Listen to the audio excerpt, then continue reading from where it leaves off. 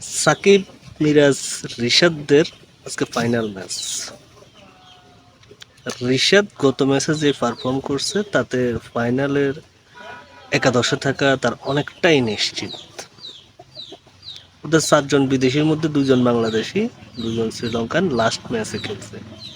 ভানুকা রাজাপাকসে, কুশাল পেরেরাকে বাদ দেওয়ার কোনো সুযোগ নেই, যেহেতু তারা দুজনেই ভালো পারফর্ম করছে। বাংলাদেশের মধ্যে রিশাদ যথেষ্ট ভালো বোলিং করছে, তাকেও বাদ দেওয়ার সুযোগ নাই।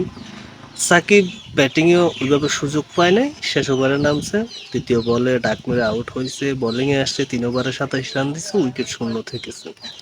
এখন আজকে ফাইনাল ম্যাচে সাকিবকে ড্রপ করে মিরাজকে ইন করে কিনা এটাই দেখার বিষয়, নাকি সাকিবের অভিজ্ঞতাটাকে ওরা কাজে লাগাবে, সাকিবের ফাইনাল ভাগ্যটাকে ওরা কাজে লাগাবে। এটা একটা গুরুত্বপূর্ণ বিষয় হয়ে দাঁড়াইছে লাহোর কালান্দার্সের সঙ্গে। তবে আমি মিরাজের পরিবর্তে সাকিবকেই একাদশে বেশি পছন্দ করতাম বা পছন্দ করতেছি।